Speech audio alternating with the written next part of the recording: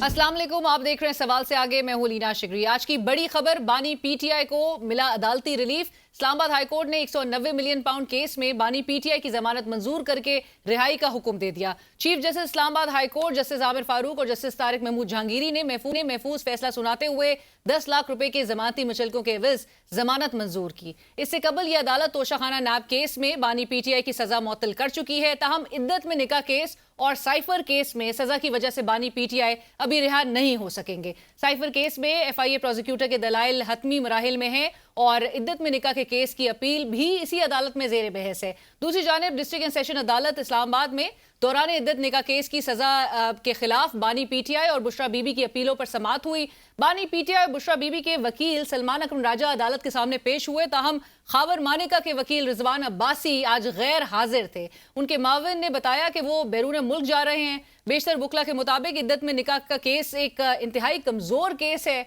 और दरख्वास्त गुजार के वकील हीले बहानों के सिवा कुछ नहीं कर रहे। उधर हुकूमत तनाव का शिकार नजर आती है। तहरीक इंसाफ को मिलता अदालती रिलीफ और जजेस खुसूसन जस्टिस बाबर सत्तार की जानिब से लिखे गए खतूत की वजह से हुकूमत बज़ाहिर पैनिक घबराहट का शिकार नजर आ रही है। नून लीगी सेनेटर तकरी साहब आज की प्रेस कॉन्फ्रेंस में जजेस से काफी नाला नजर आए। उनका कहना था कि जज नोटिस करते हैं, खत नहीं लिखते। आला अदलिया में सबसे ज्यादा मुकदमात ज़ेर इल्तवा हैं। लेटर नहीं लिखते, नोटिस करते हैं। हर आम आदमी को जो इंसाफ है वो नीचे इसी सिविल और सेशन कोर्ट की अदालतों से मिलता है। आला अदालतों को देखना चाहिए कितने मुकदमात पाकिस्तान में हैं जो ज़ेर इल्तवा हैं।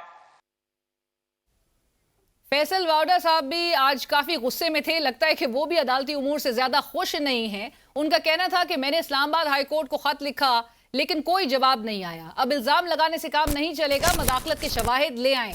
अब अगर किसी ने पगड़ी उछाली तो पगड़ी की फुटबॉल बनाएंगे।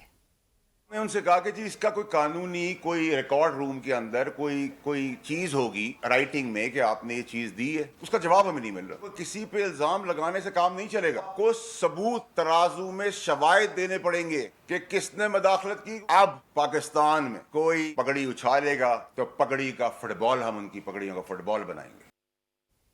गवर्नर सिंध कामरान टिसोरी साहब भी खामोश ना रहे। आज अंदाज़े गुफ्तगू मुख्तलिफ था। प्रेस कॉन्फ्रेंस में उनका कहना था कि मूड बदला, हवा बदली, फैसले बदल गए। लाडलों के फैसले घंटों में आ रहे हैं, अवाम के फैसले सालों में नहीं आते। फैसला महफूज होने के बाद महीनों नहीं सुनाते तो फिर दूसरे दिन फैसला कैसे आ रहा है? मूड बदला, हवा बदली और फैसले बदल गए। लाडलों के फैसले घंटों में आ रहे हैं और अवाम और गरीबों के फैसले सालों में नहीं आ रहे। उधर कौमी असेंबली का इजलास आज फिर शोर शराबे की नजर रहा। पीपल्स पार्टी के चेयरमैन बिलावल भुट्टो साहब ऑपोजिशन पर सख्त तनकीद करते नजर आए। कहा कि बात आइन की करते हैं और मुज़ाकरात एस्टैब्लिशमेंट से करना चाहते हैं। जिदोजहद कर रहे हैं आइन की बालादस्ती के लिए, बतौर इनके वो जिदोजहद कर रहे हैं हकीकी आजादी के लिए। बात अगर करना है जनाब स्पीकर तो सिर्फ हमारा एस्टैब्लिशमेंट से। पांव किसी का पकड़ा हुआ है जनाब स्पीकर, तोनी का पांव पकड़े हुए हैं। JUIFA के सरबराह मौलाना फजल रहमान साहब ने भी बता दिया कि मुझे नहीं लगता ये हुकूमत मुद्दत पूरी कर पाएगी। ये असेंबली कमजोर है। क्या हम एस्टैब्लिशमेंट की रजामंदी के बगैर कोई तहरीक नहीं चला सकते? क्या हमारा हर इलेक्शन उनकी मर्जी से होगा? इस वक्त जो हुकूमत है वो हुकूमत मुझे नहीं लगता कि वो डिलीवर कर सकेगी। कि क्या हम मुल्क में एस्टेब्लिशमेंट के रजामंदी के बगैर कोई तहरीक नहीं चला सकते? क्या हमारा हर इलेक्शन उनकी मर्जी से होगा? क्या हमारे हर इलेक्शन का नतीजा उनकी मर्जी से होगा? इसके खिलाफ जंग लड़नी है।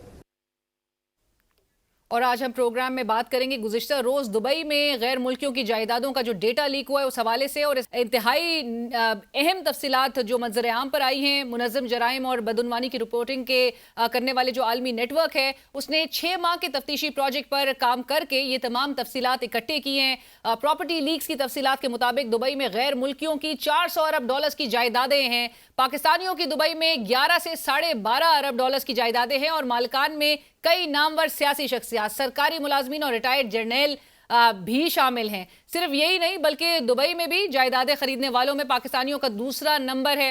17,000 पाकिस्तानियों ने दुबई में 23,000 जायदादें खरीद रखी हैं। तकरीबन तमाम अशराफिया ही कहती है कि ये तमाम जायदादें हमारे टैक्स गोशवारों में डिक्लेयर्ड हैं। सवाल डिक्लेयर्ड या अनडिक्लेयर्ड का नहीं है, असल सवाल है कि बैरून मुल्क ये जायदादें खरीद, पैसा आया कहाँ से और ये पैसा मुल्क से बाहर गया कैसे।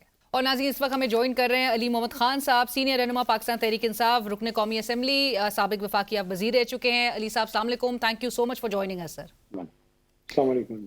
अली साहब, सबसे पहले तो आज जो इस्लामाबाद हाई कोर्ट से एक बड़ी खबर और एक बड़ा फैसला सामने आया है, एक बड़ा रिलीफ आपकी जमात को और आपकी जमात के बानी को जो मिला है 190 मिलियन पाउंड स्कैंडल केस में, इसमें इमरान खान साहब की जो जमानत मंजूर की गई है और रिहाई का हुक्म जारी किया गया। अगरचे साइफर और इद्दत केस में ताहाल उनकी जो सजाएं हैं वो बरकरार हैं, लेकिन इसको कितना बड़ा रिलीफ आपकी जमात समझती है आपके बानी पीटीआई के लिए?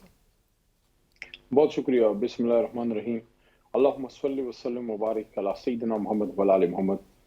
अल्लाह ने बड़ा करम किया है और ये जो केस उन्होंने बनाया जिसमें कोई बुनियाद नहीं थी, बहरहाल काफ़ी अरसे तक ये लटकता रहा है और अब अल्लाह ने करम किया है कि उसमें इमरान खान साहब की ज़मानत हुई है और साथ में जो तोशाखाना केस था उसमें भी सज़ा मौतली हुई ज़मानत हो चुकी है।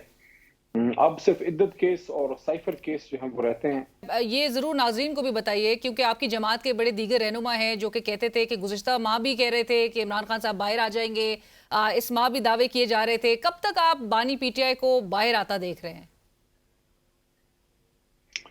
देखिए, साइफर केस में तो मेरे ख्याल से नज़दीक ही होना चाहिए, क्योंकि आर्गूमेंट्स और रिबटल सब तो तकरीबन हो ही चुके हैं और जो इद्दत केस है वो भी नज़दीक है। होना तो जल्दी चाहिए, लेकिन अगर हुकूमत का अगर आप देख लें उनके पास बहुत से केसेस और भी हैं, अगर वो चाहें तो इमरान खान साहब पे झूठे केसेस और भी उसमें भी अंदर रखने की वो कोशिश कर सकते हैं। लेकिन होपफुली इसका रिजल्ट अगर जल्दी निकलता है तो उम्मीद है कि खान साहब जल्द बाहर आएंगे।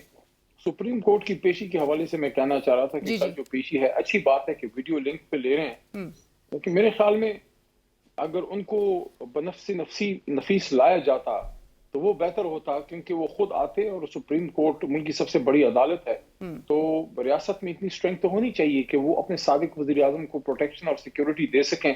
अडयाला जेल से सुप्रीम कोर्ट तक का फासला कोई 40 मिनट का होगा, तो मेरे ख्याल में अगर उनको लाया जाता तो बेहतर होता। लेकिन कल की भी अच्छी डेवलपमेंट है, देखते हैं कि कल दिन कैसे प्रोसीड करता है, लेकिन डेवलपमेंट अच्छी। मैं सिक्योरिटी के खदशात भी जाहिर किए जा रहे हैं। आज जो जेल सुपरिटेंडेंट हैं अडयाला जेल के, वो कहते हैं, उन्होंने ख़त जो है वो लिख दिया था एहतसाब अदालत को कि आज जो 190 मिलियन पाउंड केस की जो समाअत होनी थी वो चाहते थे कि अगले हफ्ते तक उसको डिले कर दें, लेकिन 17 तारीख तक उसको मुलतवी किया गया और रिपोर्ट को भी जवाब बनाए जा रहे हैं। बट उससे पहले अली साहब इस पे ज़रूर जवाब दीजिए, क्योंकि आपकी जमात के जो फाउंडिंग चेयरमैन है इमरान खान साहब, उनकी जानिब से 2-3 हफ्ते कबल के अंदर हमने देखा कि टेलीग्राफ को जो उन्होंने आर्टिकल लिखा था उसमें उन्होंने अपने रिजर्वेशंस का, और जो कि उनकी रिजर्वेशंस इस वक्त नजर आ रहा है तसलसल से, चीफ जस्टिस ऑफ पाकिस्तान के हवाले से वो तनकीद करते हैं, वो chief justice Islamabad high court के हवाले से भी एक मौक़िफ़ रखते हैं और वो उस हवाले से भी एक उन्होंने दरख्वास्त, आपको याद होगा दिसंबर में भी गुज़िश्ता साल लिखी थी इस्लामाबाद हाई कोर्ट में, और वो चाहते थे कि चीफ जस्टिस साहब उन बेंचेस से अपने आप को रिक्यूज़ कर ले, अपने आप को अलहदा कर ले जो इमरान खान साहब के हवाले से केसेस सुन रहे हैं। और डीप एंड सेटल्ड बायस का जिक्र भी किया था इमरान खान साहब ने अपनी बहरहाल उस दरख्वास्त में।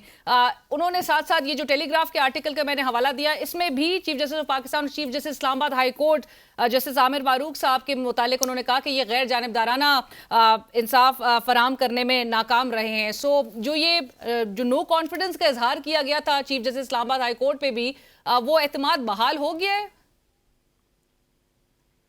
केस टू केस देखते हैं कि क्या रिजल्ट उसके सामने आते हैं।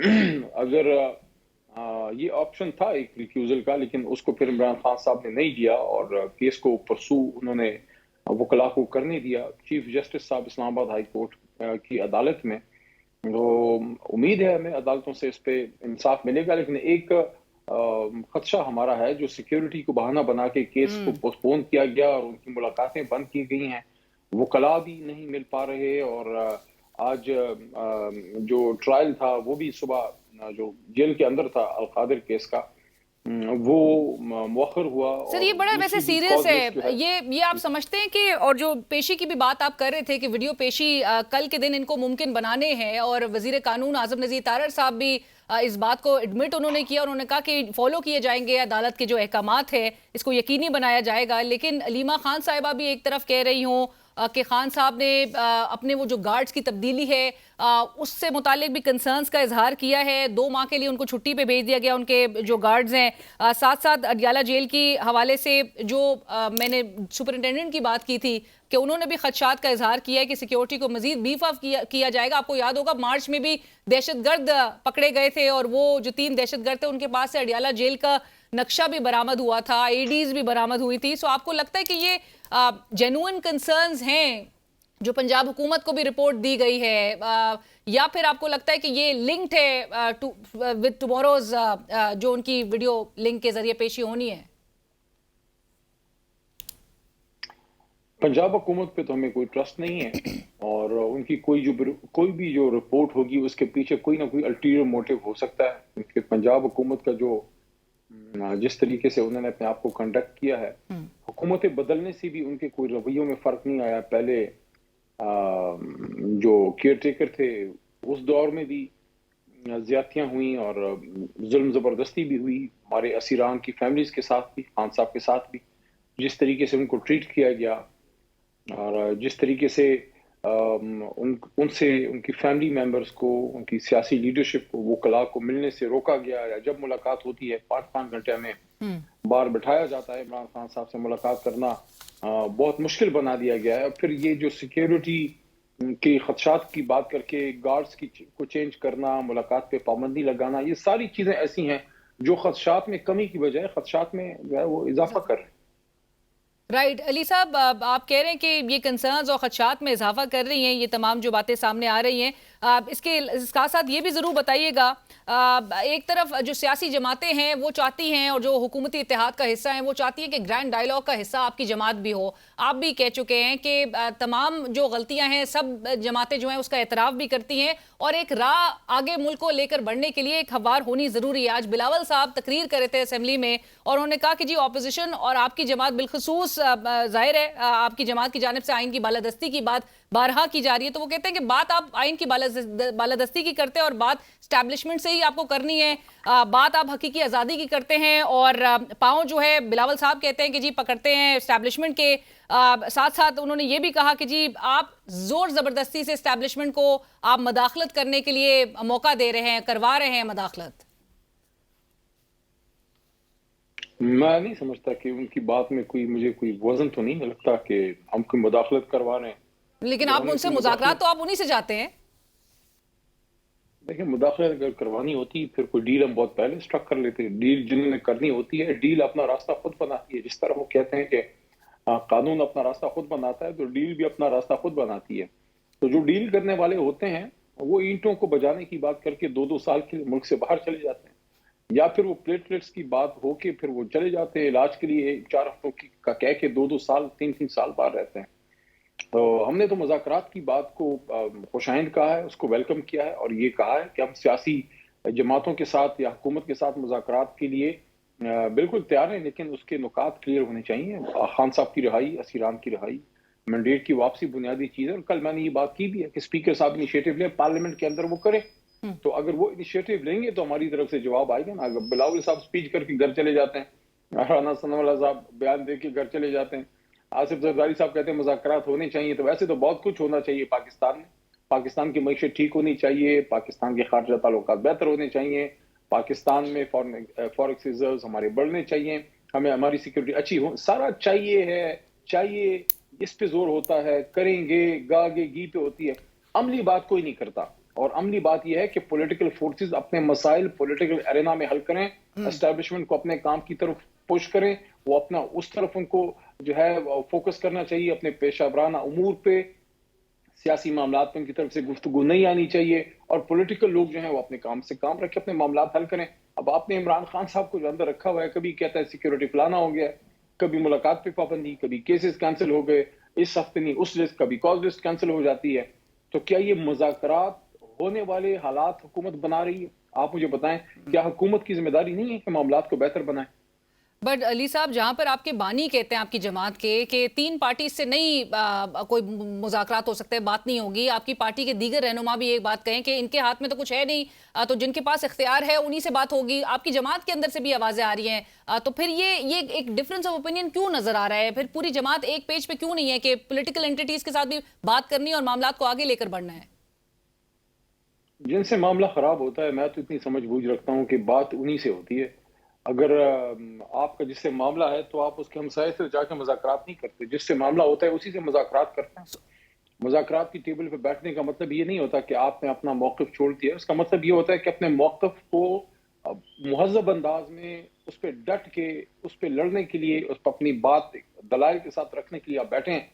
تو کوئی بھی شخص مذاکرات کی ٹیبل پہ جا کے اپنا نظریہ تو بیچ کے نہیں آتا. ہم بیٹھیں گے، اگر وہ سیریس ہیں حکومت بیٹھ جائیں گے، بات کر لیں گے. اگر خان صاحب کی رہائی کی صورت نکلتی ہے بغیر کسی اصول پہ کمپرومائز کیے بغیر، ہمارے مینڈیٹ کی واپسی کا کوئی راستہ نکلتا ہے تو فبیہا، نہیں ہے تو وہ اپنا کام کریں، ہم اپنا کام کریں گے. لیکن علی صاحب کچھ دن قبل کوئی رزلٹ نکلے گا، وہ سیاسی اگر اس کا کوئی حل نہیں نکلتا تو غیر سیاسی حل کے جو ہے وہ غیر مناسب نتائج نکلتے ہیں. لیکن بظاہر تو ایسا لگ رہا ہے کہ پورا ایٹماسفیئر بنایا جا رہا ہے کہ کوئی غیر جمہوری غیر سیاسی جو ہے وہ ایک سلوشن کی طرف معاملات یا آؤٹ کم کی طرف معاملات چلے جائیں. آپ نے جہاں پر کہا کہ بانی کی رہائی اور دیگر جو ورکرز ہیں ان کی رہائی کے لیے کوئی اگر بات چیت ہو ان سیاسی سٹیک ہولڈرز کے ساتھ، خان صاحب نے تو کچھ عرصے قبل صحافیوں سے جب وہ گفتگو کرتے تو انہوں نے تو اس بات پہ انسسٹ کیا ہے کہ وہ جوڈیشل روٹ سے ہی باہر آنا چاہتے ہیں.